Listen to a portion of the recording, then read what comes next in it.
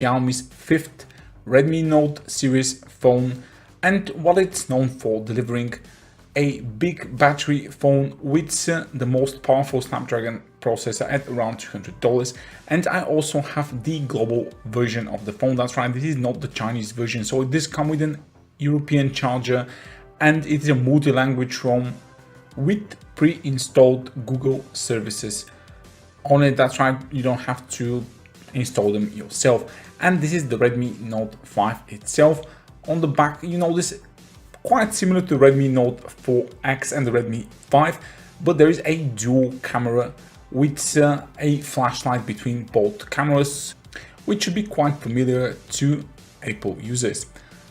And the phone is made out of aluminium. There is no wireless charging for it, and does have a rear fingerprint scanner. It has a nice skin-toned paint applied to the aluminium on the back, and on the phone's right side you do have the volume up and down and power rocker, and on the bottom you have a single speaker, noise cancelling microphone, micro USB port, and a 3.5mm headphone jack. So Xiaomi hasn't given up on those yet.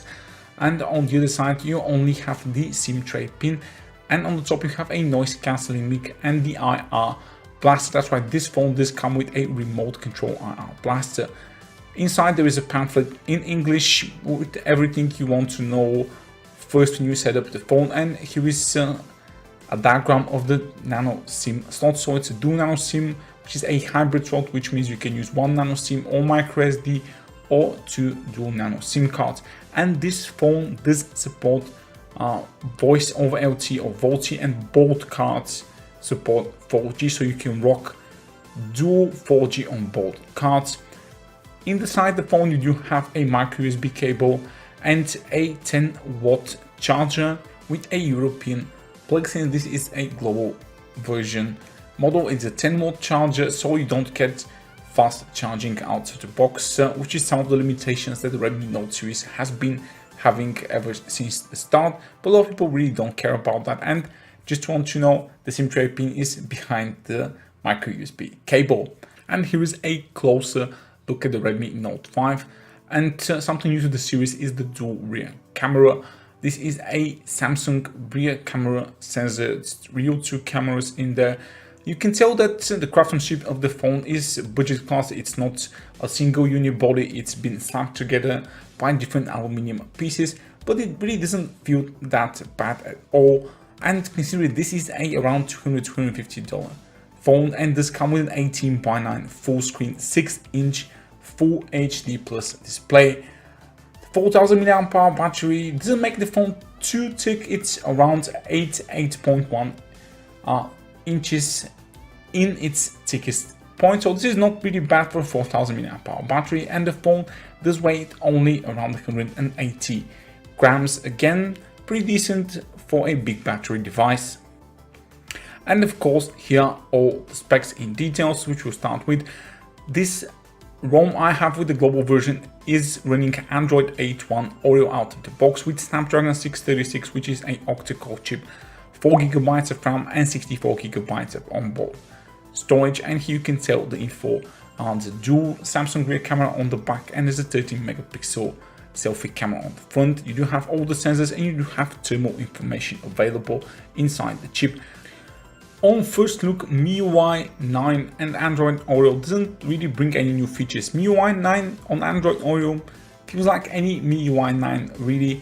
And here all the specs again of the phone, the ROM, the octa-core Snapdragon 636, and it's based on Android 8.1 Oreo, which is the latest Android available commercially. The display on the phone really does look very nice. As you can see, it's an 18:9 full screen full view display with 2160 by 1080 pixels resolution. And this is something really great for a budget device. And of course, I wouldn't be leaving you hanging without those very important benchmarks. The Snapdragon 636 roughly scores around 25–30% less than Snapdragon 660, and 25–30% above the Snapdragon 625. It's still a 40nm chip like the Snapdragon 625, but it now has 4 big cores and a more powerful GPU for graphics, but the storage is just the same as the Redmi 5 Plus. And here you can see the global ROM. This pack a lot of languages. Now onto that Redmi 5 Plus thing.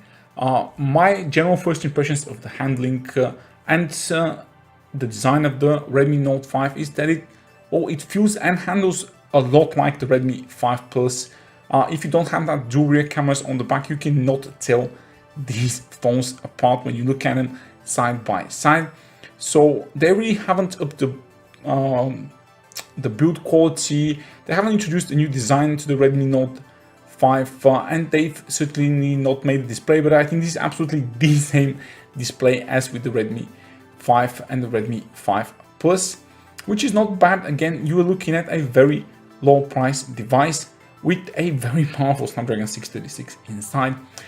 Since this is really a global version and it's the first global version for this phone, the Team Store is not yet supported in here, so you can't just Teams, but thankfully you can use the IR Blaster, you can use FM radio, and you do have a lot of MIUI features, and you don't have those Chinese apps pre-installed, but you have the Google Boltway instead.